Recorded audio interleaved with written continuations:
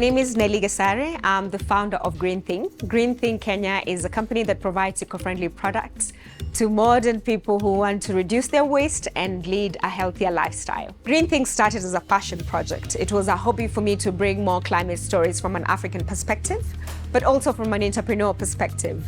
I started Greenthing with the idea of having a TV show to explain and really break down what sustainable development goals looks like and how we can use that as a toolkit to help people develop again within planetary boundaries. And some of the lessons that I have learned are basically looking at how I can convert the desire to give more climate stories, more waste stories in a more strategic way.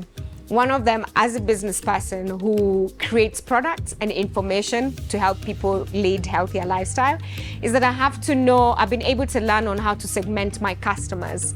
I have directly to the customers, I also have products for businesses, and those two categories don't require the same messaging. And so the program has been able to teach me on how to identify the different needs, the different segments of Greenthing needs.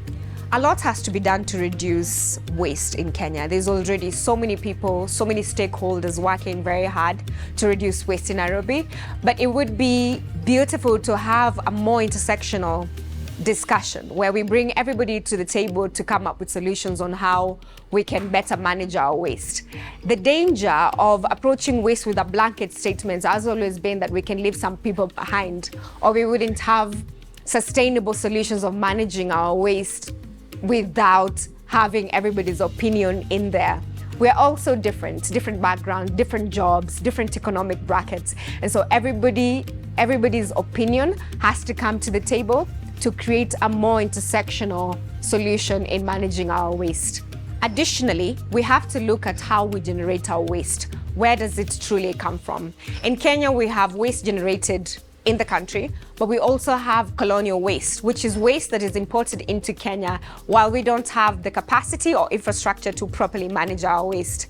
So in terms of that, better policies have to be put in place for us to manage our waste from source to the end. The thing that stands out for me in terms of circularity in Kenya is that the concept of circularity is not new. Our mothers have been putting ice cream containers to store food in the fridge. That is the reuse aspect. I think what we need to realize is that we produce more waste than we thought we would have ever produced, especially plastic. And so we have to go back to how was it before plastic? What can we change? What can we amplify? And more we see people coming into the space to truly look at how can indigenous information change this? How can technology change this? And it's been advancing in the last 10 years that I've been studying on how to be a more eco person, and 5 years of being an ecopreneur under Greenthing.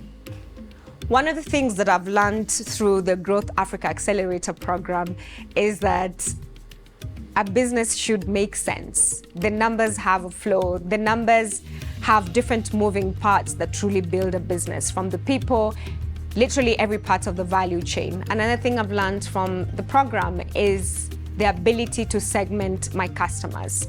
Different B2C and different B2B customers that we have different needs. How do we then curate products, information, go-to-market strategy to actually make sure that the business has the highest chances of succeeding?